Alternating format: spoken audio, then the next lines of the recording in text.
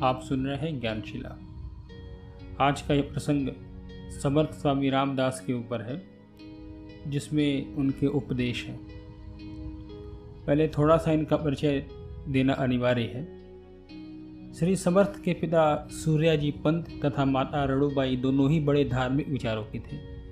सूर्याजी अपने नाम के अनुरूप सूर्य भगवान को ही अपना इष्ट देव मानते थे। 36 वर्ष तक उन्होंने सूर्य की कठिन उपासना एवं अनुष्ठान किए। इसी के फलस्वरूप उन्हें गंगाधर तथा नारायण के रूप में 2 पुत्रों की प्राप्ति हुई।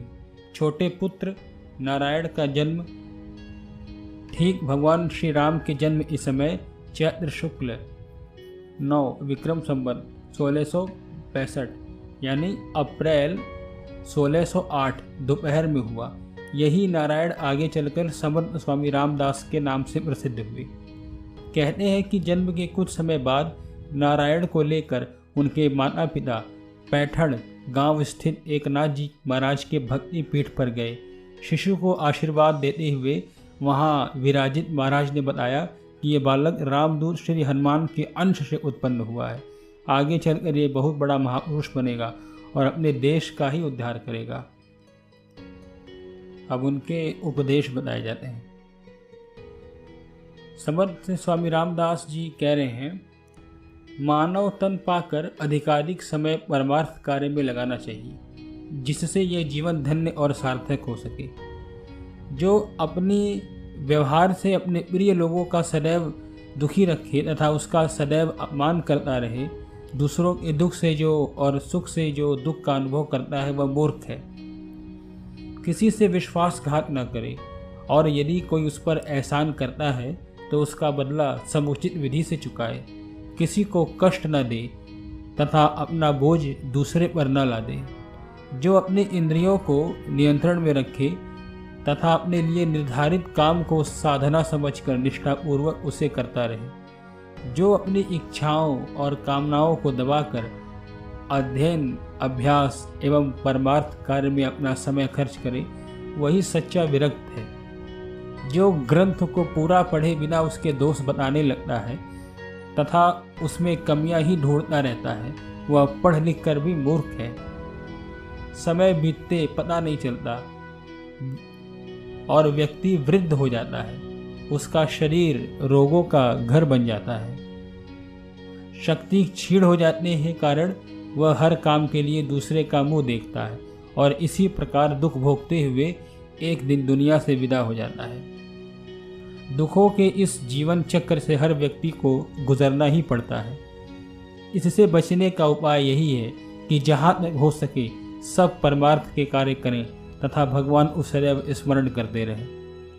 मृत्यु के एक अटल अनिवार्य सत्य है वह शिक्षित, अशिक्षित, कमजोर, बलवान, गरीब, अमीर, राजा, रंक, सवर्ण, अवर्ण, कृषक, व्यापारी, पुरुष, स्त्री, बच्चा, बूढ़ा, कायर, वीर, गृहस्थी, सन्यासी, पापी, पुण्यात्मा, भक्त, नास्तिक, क्रोधी, संयमी आदि कुछ नहीं देखती। यह निश्चित है कि जो यहाँ आया है वह जाएगा अवश्य। अतः सबको चाहिए कि परमार्थ कार्य में समय लगाकर अपना जीवन सार्थक करें, जिससे मृत्यु के बाद भी उनकी कीर्ति बनी रहे। कीर्तन करते समय किसी प्रकार के वाद विवाद में नहीं पड़ना चाहिए। कीर्तन से व्यक्ति की वाणी पवित्र होती है तथा उसमें सत्पात्रता उत्पन्न होती है। भगवान को भी कीर्तन प्रिय है। नाम जप स्मरण इस संबंध में समर्थ स्वामी रामदास कहते हैं कि नाम स्मरण से मानव जीवन की सभी विघ्न बाधाएं दूर होती हैं। महर्षि वाल्मीकि, भक्त प्रहलाद तथा अजामिल जैसे अनेक लोग नाम स्मरण से ही पवित्र हो गए। नाम स्मरण का अधिकार हर किसी को है।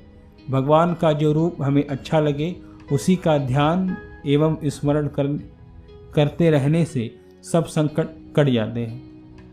यदि प्राणी अपनी इच्छाओं को बढ़ाने के बदले क्रमशः कम करना चले और धीरे धीरे इच्छा शून्य एवं वासना मुक्त हो जाए तो वह पुनर्जन्म के झंझट से बच सकता है। पर इस स्थिति को प्राप्त करना सरल नहीं है।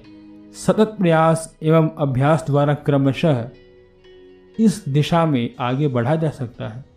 इसके लिए मन स्थिति महत्वपूर्ण है, आडंबर नहीं। ये समर्थ स्वामी रामदास के उपदेश थे। समर्थ स्वामी रामदास तथा छत्रपति शिवाजी दोनों कार्य एवं विचार एक दूसरे के पूरक थे। शिवाजी के देहावसान के बाद समर्थ स्वामी भी दुखी रहने लगे। समर्थ स्वामी का शरीर भी अब थक चुका था। उनको लगा कि श्री रामचंद्र जी ने उन्हें जो कार्य करने का आदेश दिया था वे यथाशक्ति उसे कर चुके हैं, अतः अब इस शरीर के धोने से इसको कोई लाभ नहीं है। 1681 के रामनवमी के बाद उन्होंने अन्न ग्रहण करना छोड़ दिया और शिष्यों को बता दिया कि 9 दिन बाद वे यहाँ शरीर को छोड़ देंगे। शरीरांत से कुछ समय पूर्व उनके सब शिष्य रोने लगे। यह देखकर उन्होंने सबको समझाया तथा कहा कि मेरे चले जाने के बाद भी जो मुझसे बात करना और शिक्षा लेना, निर्देश लेना चाहें, वे मेरा ग्रंथ दासबोध पढ़ें। इतना कहकर उन्होंने श्री रामचंद्र जी के चरणों में अपना मन लगाया और उनके भजन कहते तथा सुनते हुए माघ कृष्ण नवमी संवत 1739 को यानी 22 जनवरी 1682 को अपना शरीर त्याग दिया। संपूर्ण ये तथ्य 2021 के कल्याण के अंक का है जो